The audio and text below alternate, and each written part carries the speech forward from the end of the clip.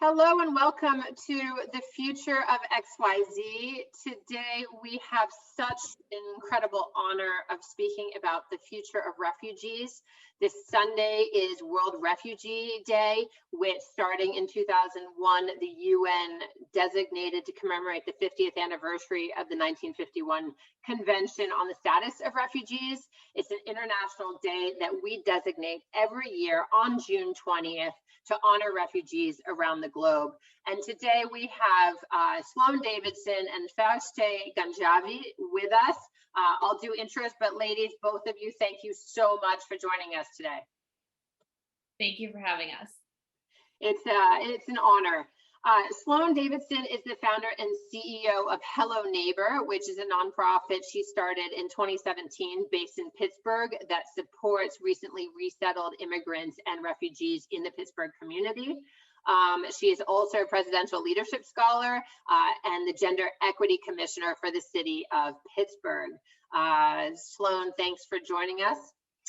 And Fereshteh Ganjavi is based in New Haven, Connecticut, where she emigrated in 2011 with her mom from Afghanistan. She is the founder and CEO, or founder and director of Elena's Light, which is named after her daughter.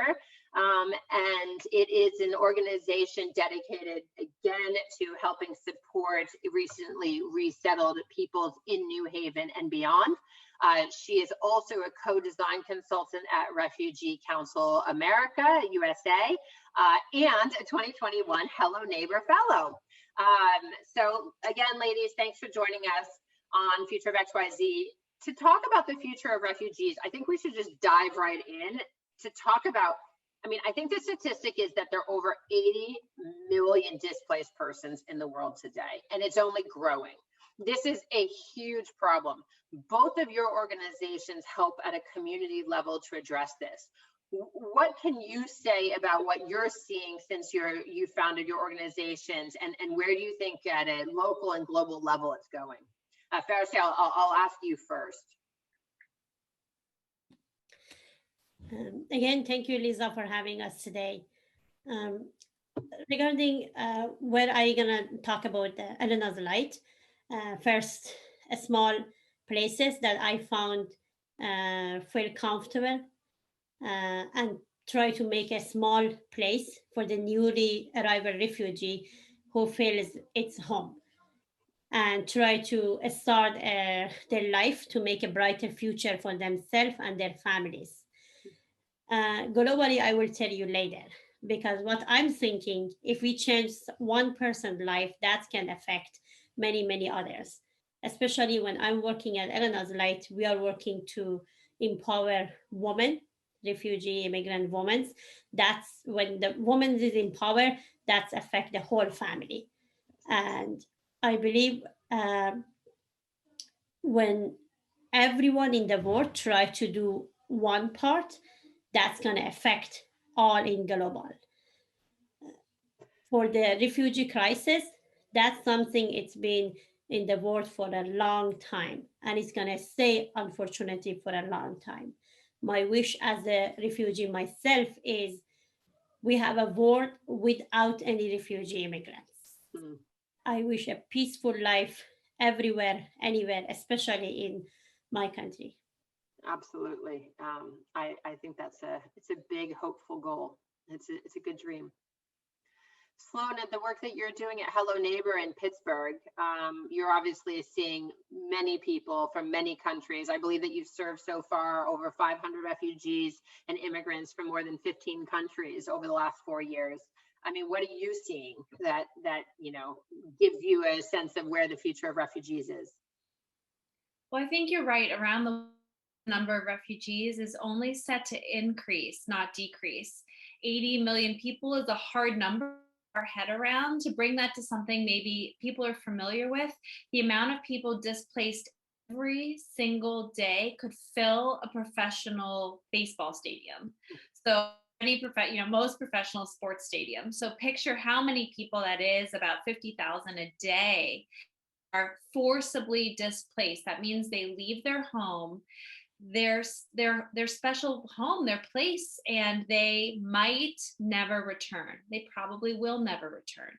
Now, the majority of those people stay internally displaced within their country. So about 75% of all people displaced don't actually leave the bounds of their own country. They're just internally displaced. That would be like someone, forced to leave New Orleans during Katrina and goes to Houston, Texas. They're still within the United States. If they went to Canada or Mexico, then they could be considered a refugee. So the majority of people are actually still within their own country. One step beyond that, the next majority of people are in a neighboring country. So again, of the 25% left, about 23% stay in a neighboring country. Only about 1% of the world's refugees are resettled to a third, and sometimes it might even be a fourth, fifth, or sixth. So this is a really resilient group of people, far more so than I can ever imagine. Yeah. And Fereshteh has lived that journey and that dream to resettle in a new place and be, wherever that might be. And she's, up in New Haven. Just as a reminder for people that this is going on all over the world, and there's war, conflict, climate change, violence of all kinds, political unrest. There's a lot of reasons why people have to forcibly leave their home and can't come back. Yeah. And so if you think about what's going on around the world, then we have to think about our own local communities. And once refugees are brought in, how do we create communities that are welcoming, inclusive, supportive in a way that helps refugees feel comfortable and confident in rebuilding their lives from scratch? Okay. And I think one of the biggest things that we see is so much rhetoric from politicians, from the media. Ultimately, we're talking about neighbor to neighbor. We're talking about within our community, within our city, what can we do, everyday citizens, that influence everything from our own neighbors to our politicians to the media. We want to be welcoming. We want to be inclusive. And organizations like Elena's Light and like Hello Neighbor are set up to help both the refugees and immigrants feel more supported and to help neighbors understand how to get involved. I so appreciate some of those data points and contextualizing the magnitude of the problem. I mean, one of the things in some of the work that I did years ago for a nonprofit was really focusing on getting kids back into education, because it's over 40% of these 80 million plus displaced persons are children, school-aged children, and we of course ask ourselves, well, what can your future be if you have no education? So I'm curious, and both of you deal with how do you integrate, how do you form policies, how do you create that neighborly integration and opportunity? But Fereshteh, especially Elena's Light, really focuses on delivering some three core, benefits, if you will, to recently resettled families and individuals. What are the things that you think are most important for a recently resettled family or any immigrant family to have to start building that life, that opportunity, that promise? Yes, thank you. At Eleanor's Light, we try to help a family after their 2 years, the first 2 years they arrive here. The first 2 years, when they come, they have a resettlement agency helping them in the main point. But after that, when one person in the family member found a job, they are less receiving support from resettlement agency or any other organization who helped them before. The remaining family member who doesn't have a job, who doesn't know that much English, still stay at the same level at the day they came. That's why Eleanor's Light and other organizations similar try to have a second role and come out, try to support women and support the children. As you said, many of the family came with a lot of children, and then many of them go start United States education system. First of all, it's a language barrier, different culture, and not knowing the system. These are the issue and barriers that children facing. At Eleanor's Light, we try to create programs, connect children with the school, like give them some simple education information regarding how they can start university, 4-year university, versus going to community college, or if they go to community college, how to get the classes that you need to make you ready to go for the next step.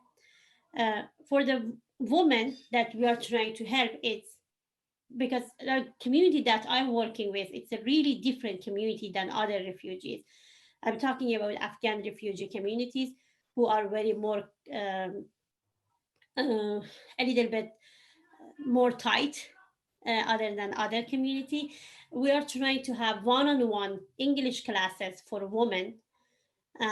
Before it used to be, we did orientation for the volunteer and take them to the family's house. Now, because of the COVID, everything is online, but still we have the orientation, make the community ready. As uh, as Sloan said, we have like make neighbors ready for the new neighbors.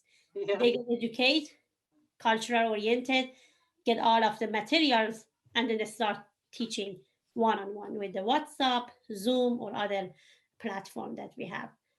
Fantastic. So they're teaching English and as well as just general orientation skills for life in America.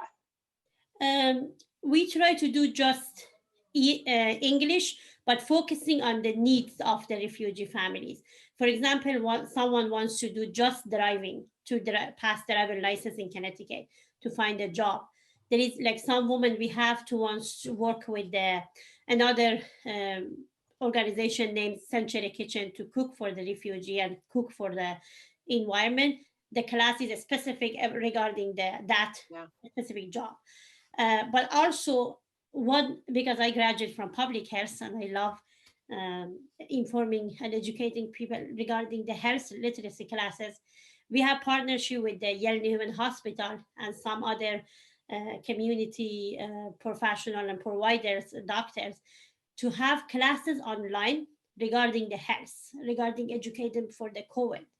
It's all online. We'll have that's not individual. That's like 5 women, and then some doctors will come online.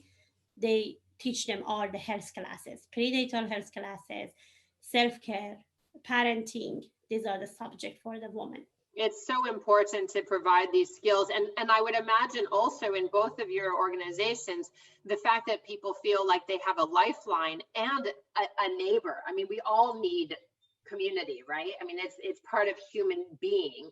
And I think one of the things that is stolen from people who are forcibly displaced from their homes is a sense of identity, but also, and security, of course, but also that sense of community. So both of your organizations very differently are rebuilding that sense of support.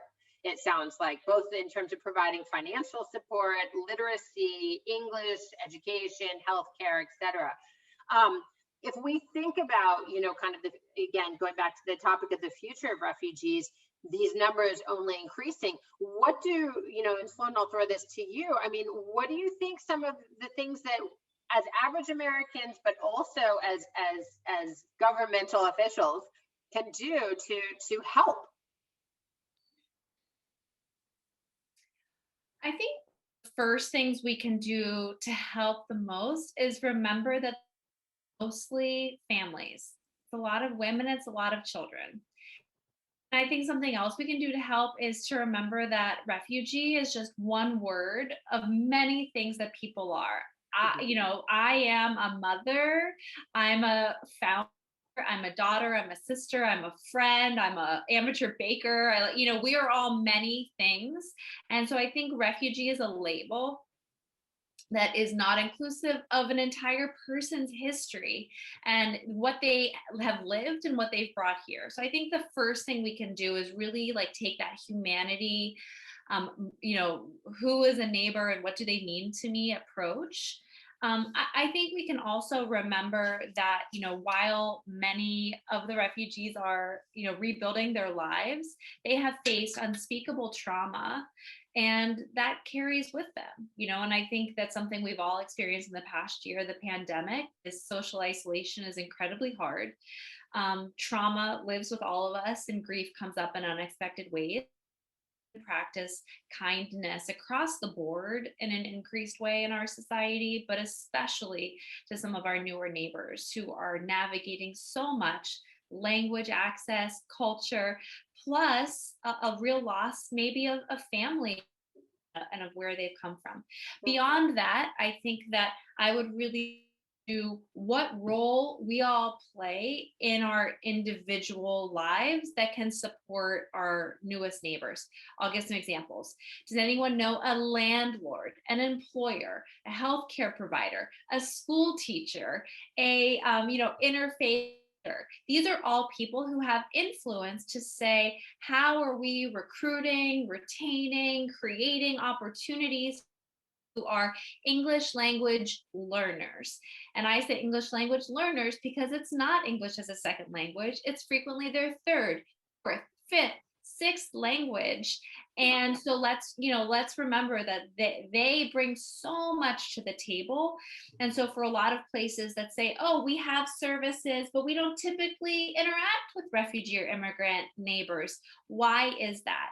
The same conversations in diversity, equity, and inclusion for Black and Brown neighbors should also be to refugees and immigrants who are also Black and Brown, that language and cultural barriers to inclusion. Absolutely. Thank you for that. It's so obvious when you sum it up that way. But of course, in your day-to-day, everyone gets wrapped up in it. And you talk about the trauma, the collective trauma and grief of this past year of COVID. I mean, I think about some of my own personal experiences this year, and it's true. You carry them forward with you, and I have had so much more empathy even than before for people who, have had ongoing traumas. I mean, Fereshteh, you're not 11 years old, and you yet came to America in 2011, 10 years ago. You had a lifetime before that, and what you've created is based on that. I would like to talk to your history a little bit. I mean, you spent a lot of time in a refugee camp. I mean, the camps that we hear about in the West, if you're informed, are, in Lesbos, Greece, which, Moria, which is, houses almost 80,000 people. You have, in northern Jordan, you have, camps for Syrians like crazy. Over the border in Turkey, you do as well. And then, of course, there was a beautiful play put on in New York City not so long ago called The Jungle, which was about the camp for about 10,000 migrants in Calais, France.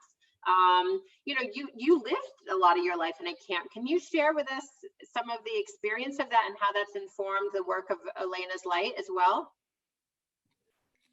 In our transition from United Nations, when our case get accepted until we came here, we were in a camp for a period of time. The camp was in one of the European country. I apologize for the back noise. My kids are. It's good. Yeah, we were there for a couple of period of the time, and then it was a different way because we were used to live in the homes and had not our own home. It was rental, but still I had my own secret school teaching people. And when I came to the camp, the life is changed. Living with the 12 family all at one place, and we weren't allowed to go outside the camp for 1 month. And every morning we have to do the blood test to make sure we are healthy. And then after a month, like all of the hands everywhere were like, needle every morning because we have to check.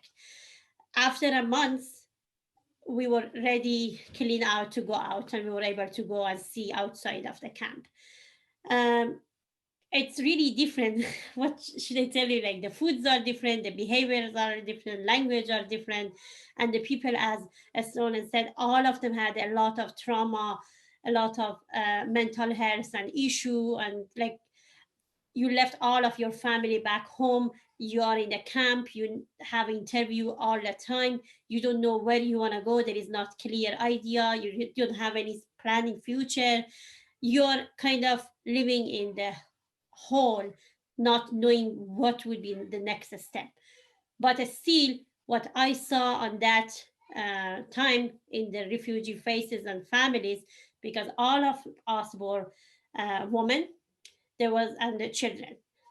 maybe that's why I try to help women and children more, because during that time I saw how strong and brilliant the women are, but there is a lot of barrier.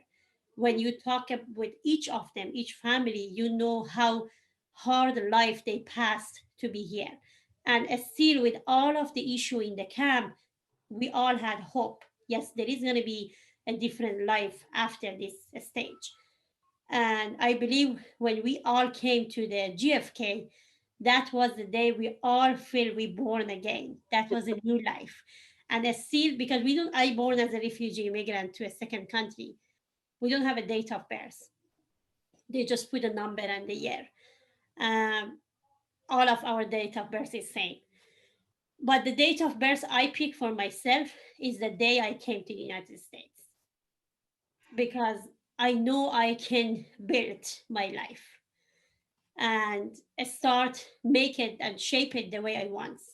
The first day when I was at the GFK, I told my mother I will change the world myself, because right now I'm in the country I have opportunity to do. Even I wasn't able to talk or speak a word of English at that time. Just hi, how are you? That's all I know. But I started working, going to the college, university, graduate, finding job, working hard, and having support from the community. I love Connecticut and New Haven uh, supportive community. Anytime I had question or need anything, they were a good community to help, to support us. I think this behavior kind of spreading on different places. I understand this when I joined Hello Neighbor Fellowship. I was thinking I'm alone fighting and telling others, yes, refugees, when they come after a couple of years, they still need some support. I was thinking I'm alone to just scream this.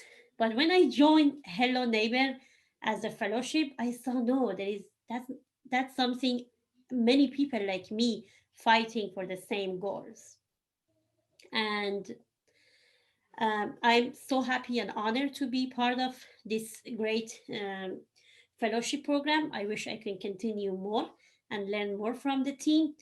But overall, my experience living in the US was great, and it's my honor to be here. And this is my life I choose, and I try to help my refugee community uh, until I'm alive. I want to give Sloan a chance to respond to that, because what she's created with Hello Neighbor obviously is having a tremendous impact and a networking effect. I'm cognizant of time, and I just want to call out Sloan, give you a chance to respond both to Fereshteh's immense compliment. And Fereshteh, thank you for sharing your story. It's very powerful in so many ways, and of course, it's one of 80+ million, and it has a very happy ending, which we all like, and an impact that is not a given. So thank you for that. I want to call out, Sloan, obviously the numbers that we're talking about. I mean, there's the UNHCR, which is the UN's High Commissioner for Refugees, is obviously kind of the governing I guess, non-governmental body, if you will, on refugee issues. But I mean, Amnesty International, Save the Children, Médecins Sans Frontières, Mercy Corps, UNICEF, I mean, you name it. There are so many giant NGOs who are operating in this space. I mean, Catholic Charities, I mean, you could go on and on, plus so many smaller organizations. As we think about the future of, refugees, what is your one big hope, going forward for that these organizations and that your organizations together might be able to achieve? My one big hope is, I'll try and do one, is that any refugee or immigrant that is here in the United States that wants someone to help guide and support them, like a Hello Neighbor mentor, or like any of the community and community-based grassroots organizations all around the country, has the opportunity to do so. I think the biggest we can have is neighbor to neighbor. And that is why, while you mentioned amazing, incredible, huge national, international organizations, the Hello Neighbor Network that I founded as one of the programs within Hello Neighbor is supporting grassroots leaders around the country. I they are the ones, we are the ones, Fereshteh is the one that will make the biggest impact possible, because she is in the homes, in the community, part of the community, and really can speak to the kind of community building that so needs to happen. And those conversations happening on a local level, I think, are really powerful and need to happen. And I think that's what can create the biggest change. You know, the Hello Neighbor Network currently has 23 members from 17 states. That is grassroots organizations all around the United States of America that are community-based in the community. And within that, my third biggest hope, I might say, is that we center around the refugees and immigrants. They're not numbers, they're not clients to be counted. They are individual people with individual needs. And I think the nonprofit industrial complex pushes us to numbers and data. And yes, we need those things. We need the theories of change. We need to know how we're impacting and doing the work that we need to do. But we need to remember that it's about a person. And that's about a person who has lost everything from scratch. And however people hearing this can take that into their own communities, like into your lives, that's what I would say. These are individual people. These are community-based organizations, and we are here and we're not going anywhere. It doesn't matter who's elected. It doesn't matter how many refugees are coming into the United States on an annual basis. The grassroots community organizations, we are not going anywhere here. And it's important to understand that. You might not know all of our names. We're doing the work without the glare and the flash and the writers to write the op-eds, you know, that land in the big papers. We're doing the work every day. And as much as anyone, you know, can find that group where they are, that they can get involved, I think that is what is going to change the world. I love the idea of neighbor to neighbor. And I will just say in closing, again, a giant thank you to you both. The mission or the objective of World Refugee Day on this Sunday, June 20th, is an occasion, it's described as an occasion to build empathy and understanding of the plight of refugees and immigrants, and to recognize their incredible resilience in rebuilding their lives. And I think that is exactly, Fereshteh, what you have done and what you are helping others to do, and Sloan obviously as well through the network even more. I love the amplification. I truly, truly appreciate you both joining us on Future of XYZ today. Thank you again so much for having us. It was really a pleasure. And Fereshteh, it was an honor to be here with you. Thank you. And anyone who is listening, if you don't already subscribe to Future of XYZ, please do so on YouTube or any of the streaming platforms for podcasts, Apple, Spotify, etc., and follow Future of XYZ on Instagram to stay up to date. Make sure that you visit both Hello Neighbor and Elena's Light to learn more about how you can get involved in your community, and reach out to these ladies if you have any questions. It's an important topic, and do something this Sunday if you can to help one of your neighbors who's just arrived. Thanks, and see you next week.